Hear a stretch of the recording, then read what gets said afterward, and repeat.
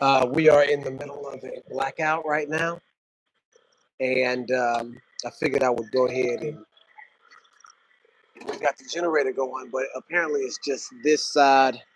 I know you guys can't see anything, but it's just maybe I can switch it around. So they got power over there, right, off in the distance, but on this street and back, we don't have power. And the reason why we're up out here uh, with lights is because we've got a generator. But this light out here is out, and I wanted to get out here in the environment. It's been raining. It's actually been storming out here, so you guys will be able to see the storm out there. You see it? We've got a new internet, and it's Starlink. And I really don't want Elon Musk on my internet line, but at this point, the way that the internet was running, we had to do something different. So we had to, we run a business online, so we have to have a good internet service. So we had to go with Elon, unfortunately, right? But you guys can see it's going crazy over there, and this is more than likely the reason for the outage on this side. Like I said, across the way they're not out, but we are out on this side. So we are. Shalom, shalom. How you doing, brother? Everything is good. We're good over here. It's storming right now. The power's out. I was just saying that the power's out, but we got the generator going, and we're doing all right. Hope all is well with your family, brother. But I wanted to get back into doing some videos. I've been, working on music. I've got the mixtape out. It's something that I like to do every year or so to I just have a desire to make music. And so I just get this bug and want to produce. So I did all the beats for it. Some of them are half freestyle, some of them are more written. But I just wanted to be kind of like free flowing with this one. There's no theme, no real direction, just kind of having fun with music. So that's what I've been up to. That's what I've been up to instead of doing videos. But there's been a lot of stuff going on. And for me, when I look at, everything that's happening, it's a real one for one. And I'm able to look at it in such a way to say and see, okay, well, I really see where they're going with this. Like, for instance, I had a video that I wanted to do, and I did do, but I never did put it out. I did it last week. And it's about these scientists, of course, these non-scientists that are um, that some of them are missing and some of them are murdered. And clearly, it has to do with the space program, right? It's wrapped up in the space program. And so this is actually nothing new, right? So this year there was the Artemis launch, and we know it's fake. We know they've got, the test laboratories that are submerged for any moonwalks. They've got CGI and AI, a video rendering that can fake any imagery that you need to fake. They've got the duplicate coordinates, so whatever tracking that they need to track. They've got the near coordinates and the far coordinates, so we know that they can fool us visually, right? But some of the scientists that are involved in some of these, high end technical fields of study, some of them are going to get that there's a dual understanding. With with some of them are going to be not all the way in and not all the way out, and so that begs the question: some of these people that find out that there's trickery around the space program, what would it look like if they're eliminated? Well, it might look something like what we're seeing. In the first space program, in the Apollo mission, there were 8 scientists that were killed in the years, I believe, in the year leading up to the Apollo missions, as if they had a application process, like like a process of elimination for people that didn't make it.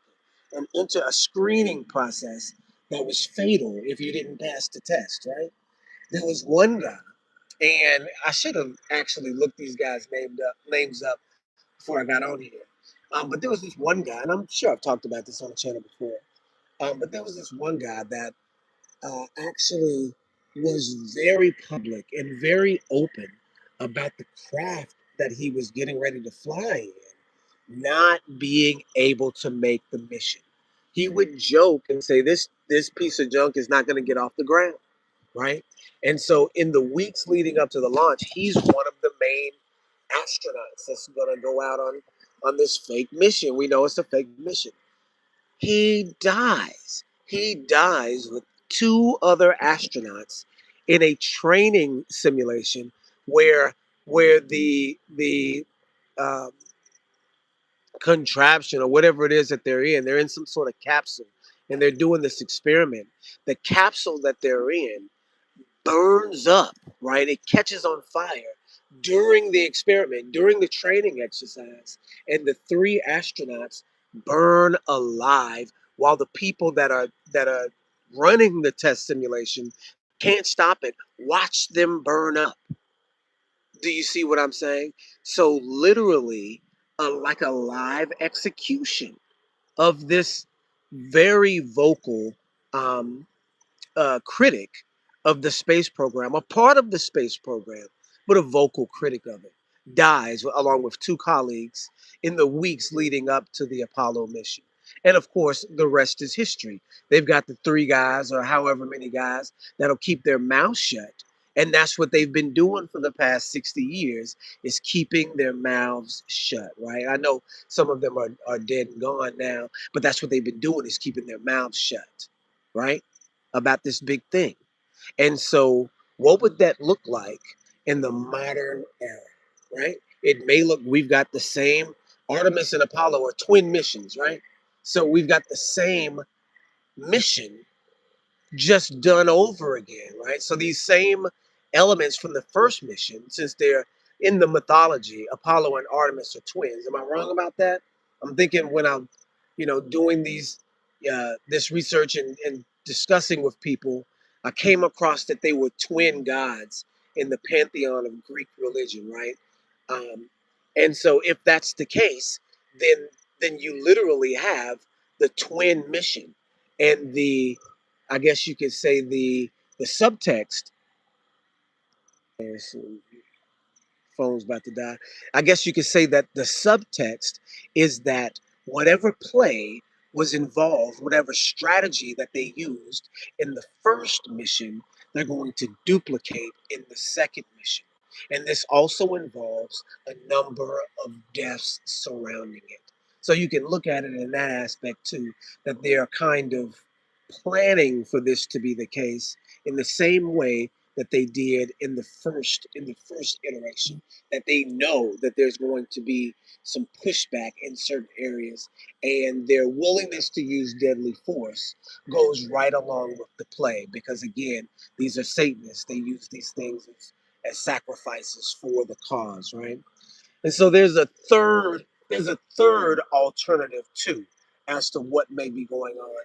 Because when you look at these 9 scientists, 11 scientists, or however many it is now, there is another strange element that runs through all of their field of expertise, right? And it's UFOs. It's like alternate uh, methods of transportation, alternate propulsion, like exotic propulsion methods, right? So that is a field of science that people would consider to be fringe, considered to be pseudoscience. But specifically, these positions are in the government, in these secret associations, and are active, right? And so, what's the play there? Because there is a play. In my mind, it appears that these alternate forms of propulsion are a smokescreen, a style of of psychological manipulation, right? That these are code terms for other things, right? and the physics behind the propulsion methods are just basically um, linguistic traps for the lay people to be interested in. And in reality, the real job is something more spiritual. Because we know that when they're talking about UFOs, they're not talking about crash landed ships from other planets. They're actually talking about the Ophanim, right? What is an Ophanim? What and, and for you, and I know it's just not. We got two people on here now, but if you guys don't know what an ophanim is, that ophan, if I'm not mistaken, means round, right? Or round like a wheel. The wheel within a wheel in Ezekiel's vision, the one that was covered in eyes and that came with the clouds, that was like a whirlwind. The spirit was in, like, there was the four beasts, and what they had, the four faces, but there was also four wheels accompanying those beasts, and the spirit was in the wheels, and it would move like you would imagine a flying saucer to move, right? Well, in reality, that's what they are. Those entities described in Ezekiel are what we know of today as flying saucers. And we look at them out of context because we imagine there's this fantastic endless matrix of outer space which could possibly hold this technologically advanced species that has created a contraption to travel through space and visit us, right? Instead of the narrative that there are entities that are already associated with Earth that are not made out of flesh and understand human culture. Because, see, that's what's actually happening. You've got these entities that have appeared for thousands of years, all the way back since Ezekiel, right? But in each era, they are like reinventing themselves. And this is the reason why I say this, is because in the in the Middle Ages, or you could say the the late Middle Ages to the early, like, real common era, like 1700s and beyond, you start to get these apparition ships, right? If you go on YouTube and you can look up the 10 most mysterious, you know, shipping incidents in the past 500 years, and you'll get a bunch of results for these ghost ships that have crews that have that are like, look like specific ships that have disappeared, but are like ghosts that can run right into the side of a mountain or an island and then just vanish, or pass by and have no um, response whatsoever and disappear into the horizon, or come across the sky. Some of them are seeing ships in the sky with full crews, right? This is not, some ghost ship that's piloted by, what is it? What's one of those, what is it, Davy Jones? It's nothing like that. It's the Ophanim being able to mimic the technology of the era that they're in, right? Because these are creatures. They're actually creatures. And they're spiritual creatures that know how to change and morph themselves into something that looks like something that you would be familiar with. This is literally in history. In the next generation, in the 1800s, you start seeing airships and blimps that people are witnessing, blimps that are being run by people seeing the whole thing before there are actual blimps. They're spotting airships that dissolve, right? Because they're seeing something that knows what you expect, that knows the era that you're in, and is smart enough to know how to mimic it. Well, guess what? It's doing the same thing now. You've got entities in the sky that are pretending to be aircraft. That's what's really happening. And I hate to get out on a tangent here, but these entities are what are known as, in the scripture, the power of the air, right? And what is it, Ephesians or Colossians, where it says the prince of the power of the air? That's Shaitan, right? That's the enemy. But What power? He's the prince of the power. What power is in the air? What other power other than him is in the air? You see what I'm saying? It's these evil Ophanim. And these Ophanim understand. It's really, really interesting. They're biological entities that live, and that's why you have a Bermuda Triangle, where if you go in there with ships or with planes, you may end up missing because this is like a feeding zone for them, right? And I say all that to say this, that when you see these alternate propulsion methods and these scientists that are associated with these alternate propulsion methods, you're not really looking at that technology, even though they'll say, "Ooh, UFO, this is that style of technology. What could they be up to? Reverse engineering UFOs." No, none of that.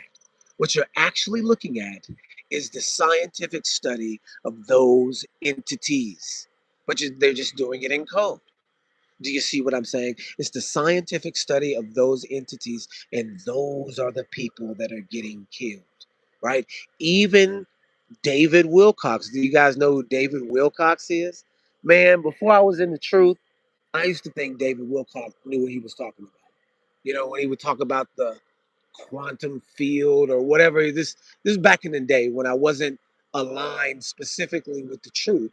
I was into conspiracy, right? And this is kind of where a lot of my religious background starts, because then you start to notice, okay, if there's a conspiracy, who's behind it? And then you can't say, okay, be nobody but the devil, because his conspiracies lasted longer than a human lifetime. So it has to be a spiritual conspiracy. You two and two together logically, you can put out that you can logically determine that there's such a thing as a devil, right? The way that the world works. Um, but but with David Wilcox, before I got into all the truth, David Wilcox seemed like he was had a handle on things and knew what he was talking about. So I paid attention to him until I got into the truth and figured out that he was a new ageist and all that. But he's one of the guys that mysteriously dies, in this era. And so people are making the connection to UFOs. The government doesn't want disclosure.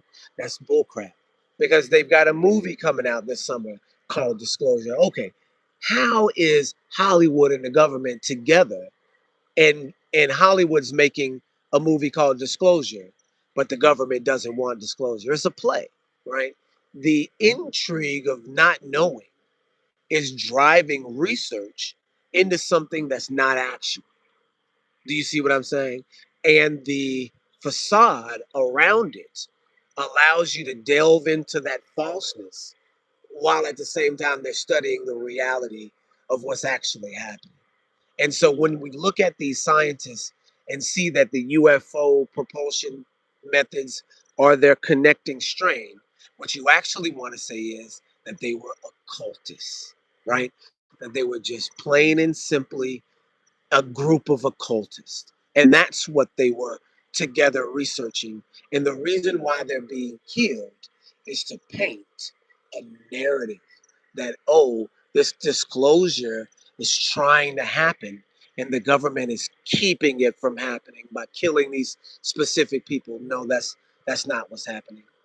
They're dying. Yes, they are actually dying, but it's only to prove a point, to cause interest in the public going in the wrong direction, not towards these entities being demonic, which we know that they are, but them being extraterrestrial, so that that narrative can be pursued, right? And we really don't know where they're going with it. Are they going to introduce the anti-messiah as some sort of alien creature? Are they going to, use them as the foil to try to introduce the anti-messiah to fight these guys? We don't know, right? But what we can't do is ignore what they're trying to do, because all of this stuff that is coming out right now is all fabricated, and it's all stuff that they've come up with. It's like a movie script, and so they're feeding it to us. So we've got to pay attention to it, because it's got to do with some big play.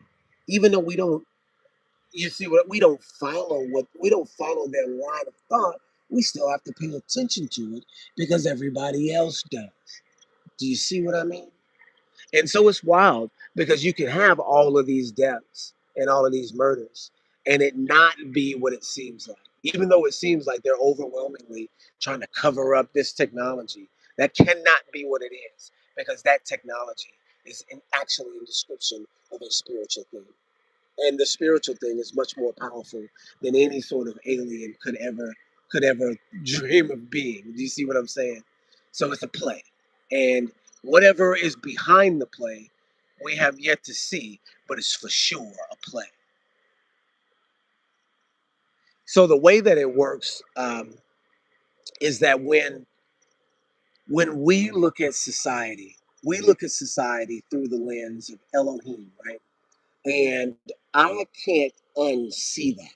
I can't unsee Elohim and then like condescend to someone that, may be unsure. Even today, I'm talking to an atheist. I'm on Clubhouse talking to an atheist. And he's asking the question, why does God require? Do you see what I'm saying? Why does God require worship? And for me, that's like a crazy question because in my mind, who cares why does he require it? He does, right? But when you're looking at a world where anything is possible, where instead of Elohim is watching over you, watching over the firmament, directly over top of it, being like a footstool to him and us being like grasshoppers. Instead of that, if you have a multitude of worlds and possibilities where you could literally choose whatever style of alien that you want, because this is what Star Wars is, but they just make up a whole bunch of aliens, right? You can literally choose what style of alien you want. How can you then, like, in your mind, single out Elohim as requiring anything of you, right? This is the mindset that we have now, that Elohim belongs to us, not the other way around, and he's whatever we imagine him to be. And the only thing he's not is judgmental. And as soon as he starts being judgmental, then that's no Elohim. That's you trying to persecute me, right? Because that's what they're doing. They're imagining something that makes them happy. And so they imagine that you're imagining persecuting them, which makes you this is the psychology of it when they don't know the reality of the situation. Do you see what I'm saying? And this is why, the space and the the galaxy and the Star Wars and all that can lead you to atheism really easily because you are just disillusioned with the concept of anything that doesn't abide by your idea of it. That was the conversation earlier today. That why would Elohim require, what style of person is Elohim for him to require anything of me? And I mean, you could even look at it as like fatherly. Okay, well, your father requires things of you. If you were to ignore your father, then that wouldn't be even beneficial to you, right? Because of course your father is older and he's done the things that you want to do. So you follow and learn after your father. You abide by his commandments. That's just intelligent to do, let alone if it's your heavenly father who created everything and placed you in this perfect environment for you to live in and for you to worship him in, right? That's not unreasonable for, based on what we have, to require something like a day out of the week, right? For you to worship him. For some people, that's too much. And of course, his justification for it being too much is, oh well, if I don't, he's going to send me into hell and destroy me for all eternity, right? Okay, but you don't have that identity now. You still have a chance to be obedient, right? He's not just saying that, okay, well, you've made your decision, now let's just go ahead and toss him. You see what I'm saying? The reality of the situation is there is an Elohim, and he does require these things from you. No matter the psychology behind it, on why. Well, who are you to say why, right? Who are you to say why? And because they have this abstract concept of what an Elohim is, what a God is, the one thing it can't be is holding you accountable. So these aliens, they come and go, they do whatever they want. That's right up a person's alley because this is the way that they live their own life anyway. They don't have to worry about rules and regulations because they're not abiding by them anyway in their own mind. And the Elohim is whatever. If an alien is whatever I think it is, then Elohim is also the same thing. Do you see what I'm saying?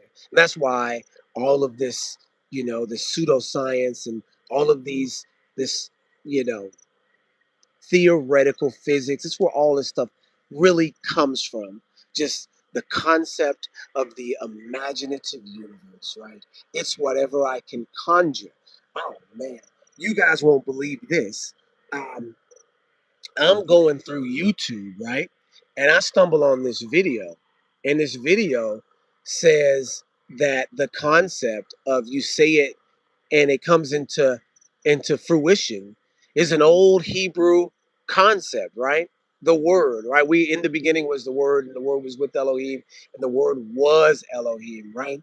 But if you're doing that in a paganistic or in a satanic instance, it could be something else. It could be the falsehood of it. I say, therefore it is, in human terms, right?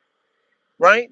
And so what's wild is the term abracadabra, right? We've been going into Hebraic phrases, Hebraic words in other languages and in other contexts, right? We know the term goy, like GOY for nation or heathen or whatever, is the term God in English, GUY, like, hey, that guy over there. We know that the term Walak or Wallach is the same Hebrew term in English and in Hebrew. We know the term Yalal, the same term, right? This word abracadabra as a magic word turns out to be fascinating because what it means is in Hebrew is abra kadabra, right? And I know that just sounds crazy because it's something that we all grew up with as this nonsense magical word, right? But what it means in Hebrew is amazing. Abra is abra or abre, which means I will create, right? In the beginning, Elohim created the heavens and the earth. That's Bereshit bara Elohim et hashamayim wa et haaretz, right? That bara is the same thing as bra, right? So that's you can remove the syllable there, and you end up with the same word. So abra literally means I will create, and then kadabra, the cough, the ka sound, is because, like, or according to. And so you'll see it ki or ka or similitude, right? So it's the shortened form of it. So abra is I will create, ka according to, dabra, which is word, dabar, word. Dabara, even. Dabra means word, the concept of word. I create according to the word. So literally, what I say comes to pass. Abracadabra. That's the root of the magic word, the magic phrase that we all grew up with. Is ancient Hebrew witchcraft. What? And here we are in the 21st century with people actually using it, right? The concept of the universe, the concept of gravity, the concept of deep space, and all of this comes from the idea of self creation. I think, therefore it is, right? And the only way that happens is from the first lie, right? You take from the tree of good, of the knowledge of good and evil, and become like Elohim, knowing good and evil. And if you know good and evil, then you can create the falsehood, even though the reality is staring right at you. That's what we're dealing with now. It's the process of creation. It doesn't just happen. It's over time because You have to be forced not to believe that there's a clock in the heavens that tells the time. You have to be forced not to believe that, right? So in the passing spans and generations of time, this concept of the magic word, the I speak, therefore it is, comes into play every generation, stronger and stronger and stronger, until you have now people that believe in this false reality more than the real reality. And then you can send something at them to fool them 100%. Someone told me that Rob Skiba, someone told me that Rob Skiba was actually the one that that that identified the earth being flat and not round as the grand deception talked about in Second Thessalonians, right? It seems to be the case that this grand delusion that Elohim sends, so powerful people can't be snapped out of it. But it's so important to understanding the nature of reality. And people can't even snap out of their false reality. And this is why we have the ability to fool people so thoroughly. So much so that we're getting ready to see something wild introduced into reality as a leader. Either on the positive side, the negative side, it appears that it's right at our doorstep. I've been really wanting to do this video for a long time. And, sometimes you get concepts and thoughts to come to you. You don't know whether or not you're saying it correctly or organizing your thoughts in the right way. And I hope that all of this makes sense in a real um, and concrete fashion. Because when I look at the news, I look at it in that way, like, this is the play that they're doing. I wonder what is going to come of it. We'll have to wait and find out. Right? But in our waiting, we wait patiently, and we wait armored up with scripture, with the spirit, with all the tools that Elohim gives us to fight with. And of course, it's not a real battle; it's a mental battle. So when we look at these things, we don't lose track. We don't get off course. But that's really all I got. I really wanted to say a lot more. I really want to talk really in depth about this because this is really something um, that I've studied all my life. This is something that I've studied all my life. It's been a conundrum in my mind for my entire life, my whole childhood. I can't tell whether or not Elohim is Elohim or is there space and aliens.